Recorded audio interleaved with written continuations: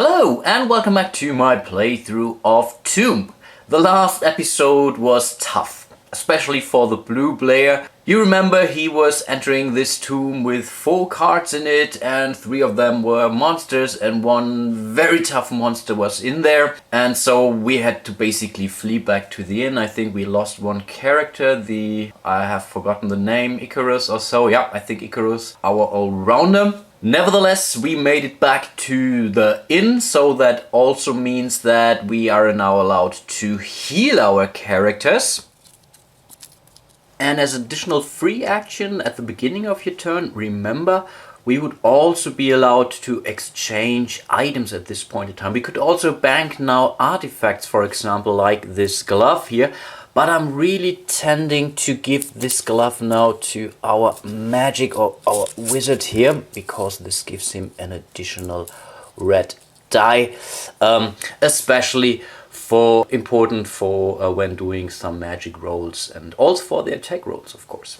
I've been told that I've forgotten some abilities of my party members. Of course, not I have forgotten this was purely the pure player, of course. For once, we have the reaction ability of Vestra. Whenever you enter the tomb, I can discard 1 card from any crypt. To be honest, I don't know if this is done at random, it's not stated here, or if I can have a look at this deck and discard it. To be honest, I don't think that I can have a look at this card. I think it would be written on the card or on the character if I would be allowed to have a look at that. So I think I have to play it at random. And remember this crypt with the 4 cards, where 3 of them were monsters. 1 is the treasure, and yeah, I don't want to lose it. And then we have also Patrick. When your adventuring party leaves the crypt, make a magic roll. For each success, look at 1 crypt card in any crypt. And this is what I've completely forgotten. So this would be a huge advantage. I could have really checked out this 4 stack long time ago. So this is definitely something I have to remember when I return to the tomb. So I've taken all the free actions that I wanted to take, and now I have to hire a new character. I definitely will go for Sir Geoffrey here, who's a very kind guy. He says, after monsters are revealed, kill Sir Geoffrey to give each of your character 1 immediate combat action for each card attached to Sir Geoffrey. That's really nice, of course. First of all, I have to give him some cards, but I think this is something that should be possible. This is really a pretty powerful character, especially when I'm thinking about these 3 monsters in this crypt that I remember too well. So let's grab him. And then we move over to the red player who wants to raid this crypt here that contains only 2 tomb cards. Coward. So these are the 2 crypt cards or tomb cards that the blue player has drawn from this crypt. And the blue player also announces with a little smile, there is a trap. So we know there's at least 1 trap. There could be 2 traps. There could be a trap and a monster. So this can really be a relatively tough crypt. But I think from now he's going to tell, now let's have a look at that. We want to face the trap. So now the blue player telling them, okay, the crypt would allow you to use a skill value, and you can use up to 2 characters. Again, red knows that can be a pretty tough trap. So I think he will have Cerevel and the Iron Druk try to disarm the trap. In total they would be allowed to roll 5 green dice and 4 blue dice. So in total that could be definitely a good result, but then the blue player says not so fast. And he throws this tactic card on the table, which says Shatter Steel. While you are CM, which is destroy an item or treasure card attached to a character in the raiding party. Discard this card. And guess what? Of course, he will go for the back of cauldrons here. So the red player just lost himself 2 green dice and 2 blue dice that he could really use in order to disarm the trap.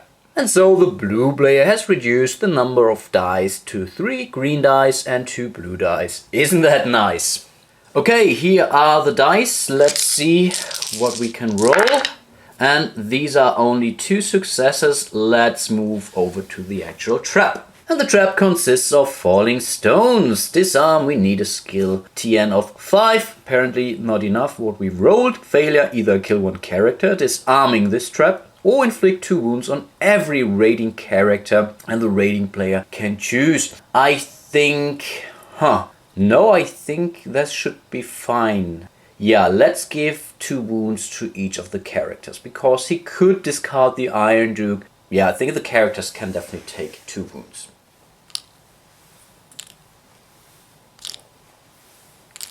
As he was not able to disarm this trap, the red player also does not score the experience points here.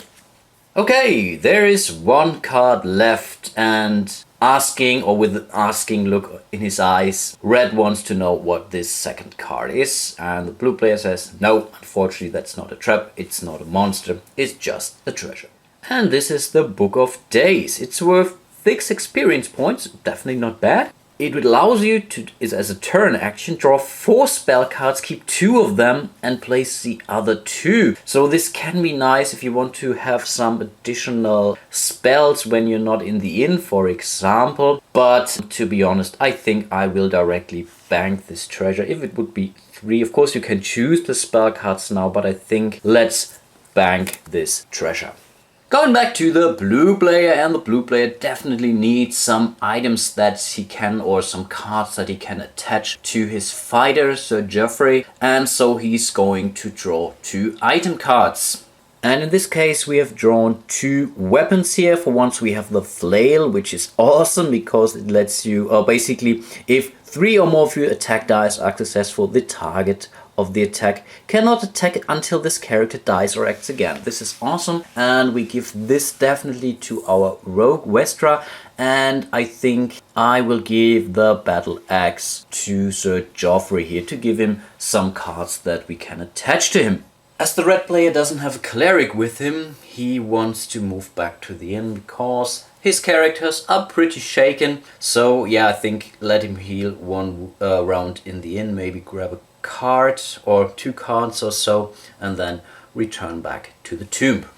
Okay, I think blue will head back to the tomb now, and this time I won't forget the special ability of Vestra. When entering the tomb I can discard a card, and I think I will gamble this time. I will shuffle this infamous deck here and will just discard 1 card from the crypt. Hopefully I'm playing this right. If I would be allowed to have a look at the crypt before choosing a card, then this is really powerful ability, because it would allow me to either for once check out the crypt deck, and I would also be allowed to discard a card. So right now I'm playing it at random, so I would just draw a card here and hopefully it's not a treasure. No, it's not a treasure, it's Andal. When revealed, inflict 1 wound on each character in the raiding party. This is tough, so good that we more or less got rid of him, so let's discard it.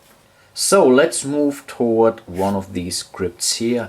Now I'm really tempted to go in this crypt with the number 4 again, to be honest, because the situation has changed. I have a new character that helps me a lot. I have new items with me, so I think I should be really able to make it. Let's move in that direction. 1, 2, 3, 4, 5, 6, 7, 8, 9, 10, 11, 12, 13. Remember, Vestra lets us move 3 additional spaces. Okay, when starting the turn in the inn, we would be allowed to heal our characters. So let's do that quickly. And as our main action, I think we will draw a tactic card and an item card. And here are the 2 cards. So once we have a weapon, the Morning Star, which is cool, but it's much cooler if we give this Morning Star to a cleric, which we don't have at this point in time. And the other one is really funny, send in the bard. After you fail a trap roll, kill a character in your party to successfully disarm the trap. So this is really a mean one. I think we will equip the Morning Star to the Iron Duke, and we just keep the tactic card in our hand. I think I will play it safe and I will move. Oh, I'm not sure if I really will play it safe, but I will really go into this crypt here first. And so this is already the turn action of the blue player. And I think red will grab 2 more item cards. And here are the 2 item cards. That's good and bad. We have a chainmail. Again, this will lower our movement by 1. This is really, oh come on, this is awful. And then we have the throwing daggers. These are very nice. They give you some additional attack points. And you could also gain this reaction here when monsters are revealed, roll 3 green dice. So I think I will attach both of these items to Cerevel here. And so we are down to 5 movement points. I was really hoping to get rid of this one here, but it's not possible. I've also been told by a very nice guy on Board Game Geek that the rules of the Crypt Master expansion changed this a little bit. So in the Crypt Master you don't have to attach item cards immediately when you draw them, though you can keep them on your hand and play them whenever you want to like. Then I think there is also a hand limit in the Crypt Master expansion, or it's basically its own game, but you can use it as an expansion. And I think this hand limit of 10 can then be extended by each fighter in your party and such. So this is really different, but I think I will play it here to the core rules and say, okay, you have to equip those item cards. Okay, finally some action. Blue will storm into the crypt and red will be the Crypt Master. These are the 3 cards, and the red player says, yes, there is a trap. You have to use exactly 2 characters in order to disarm this trap. Thinking about it, he will definitely go for Vestra, and he will also use Sir Geoffrey here to disarm the trap. So I think, let me quickly check here. So we only get 4 green dice, 1 for its 5 green dice, and 2 blue dice. That's not great, but yeah, I think we have to live with that. Yeah, let's see what we can roll here. And these are 4 successes. Let me check. It's not a bad result, but normally when you're allowed to have 2 characters, then the success is normally something around 5. And this is the Darkwood Pit. And we fail this. The characters disarming this trap suffered 2 wounds each. Hey, we needed 7 skill successes here. But I think it's not really a problem, so let's give them 2 wounds. Normally this would be enough to kill Vestra, but she's carrying this shield, so she can take 2 more wounds, so not a problem for her, and also not a problem for the Iron Duke. Of course, we were not able to disarm this trap here, so these experience points are lost. And then let's move over to the other 2 cards. And unfortunately for the red player, these are 2 treasure cards. For once we have this Beads of the Imman here, and this says discard 1 card attached to a character in any party. Discard this card. As it is only worth 3 experience points, I think we will keep this for now. So I will equip this to anyone here, maybe to our Sir Geoffrey, because for any card attached to him we could attack again, so this is already awesome. And this treasure is the Mind Ripper. Choose 2 characters in the tomb from other parties. They trade places, taking their attached cards with them. Discard this card. I think this is not so nice, so I will definitely bank this Mind Ripper. This brings us 6 additional experience points. Red really has a movement problem, so he needs to speed back to the tomb in order to get anything done, because with his 5 movement points it would be really tough for him to keep up. So let's send him back and move him 1, 2, 3, 4, 5 spaces ahead towards any crypt there. I think blue has to heal, so we will use Cone's Holiness, so that's 4 dice in total. Because of his additional prayer, normally he would only have 3 blue dice, but this gives him additional red die for each success.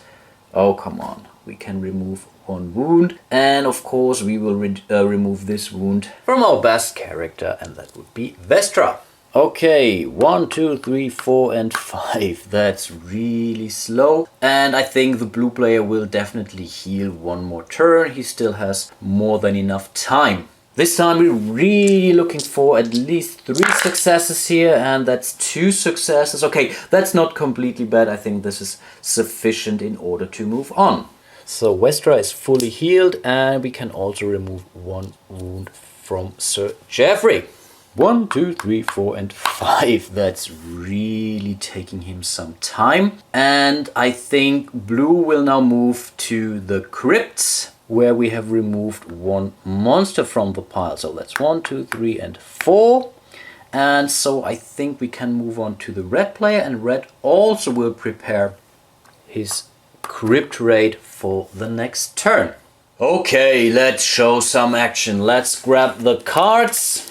And we know that there are still 2 monsters left. For once we have the Bone Golem. The Bone Golem gets 6 additional hit points. And that's because we have still 3 monsters in our experience bank.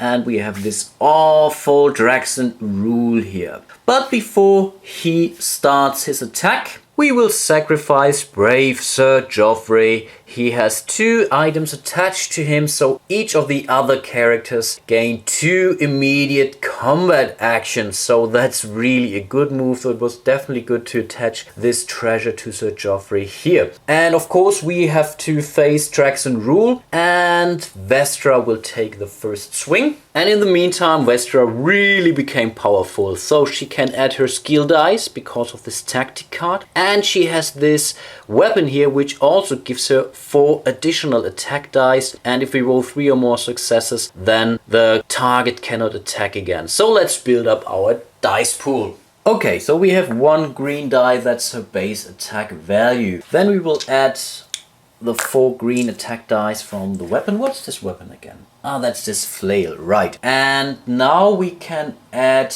here, her skill dice, because we are allowed to add that. So that's 2 blue die, and it would be 4 additional green die. Unfortunately, we only have 2 left. So I think that's really also the maximum. So we are not allowed to roll more than 7 dice. Hopefully I'm right here, but this is how I remember that. And so let's roll some successes here. Okay, that's only 2 wounds that we inflicted. So that's 1 and 2. But we are allowed to have an additional combat action because Sir Joffrey had 2 items attached to him. So I think this really shouldn't be a problem. So let's grab those dice again. 1, 2, 3, 4, 5, 6 successes, and that's definitely enough to kill Draxon Rule. Awesome! This only leaves us with a Bone Golem. Right now I'm not quite sure, because Bone Golem gains 2 hit points for each monster in the raiding player's XP bank. As we killed Draxon Rule, I think we have to add 2 more additional hit points to the Bone Golem. Yeah, let's do that, let's play it correctly. But we have still some actions left because of the noble sacrifice of Sir Joffrey. And next we will have Padrick attack, and Padrick has this axe. So this gives him 4 red dice, and now he's also carrying the glove that he'd taken over from Westa. This gives him an additional red die here. So let's roll some dice, and these are 3 successes. So we can remove 3 of these axes here. Then he can roll again, of course. That's his second action. These are 2 more hits. 1 and 2. And last but not least, Cone will attack with his 2 green dice. I really don't expect much here. Of course, he can also attack twice. So that's 1, no hit. And his second swing is 1 hit. So in total, we really reduced the Bone Golem a lot. He still has 5 hit points left, and he will also take the attack now. So the Bone Golem throws 3 green, 2 blue and 1 red die, and blue will announce Padrick as the defender. Yeah, let's do that. To be honest, I think this was the last battle of Padrick, but let's hope for the best here. Yeah, not a problem, these were 6 hits. There's absolutely nothing I can do about that. Sir Padrick also dies. But now Vestra can take her swing again, and she rolls a hell of a lot of dice, so let's see if she can kill this Bone Golem. So this is her dice pool again. We hope to have 5 hit points. Now 5 successes, this would be awesome. Oh pity. This is only 2 successes, and that's definitely not enough to kill the Bone Golem in this round. So let's hope that Cone can inflict at least 1 last hit or so.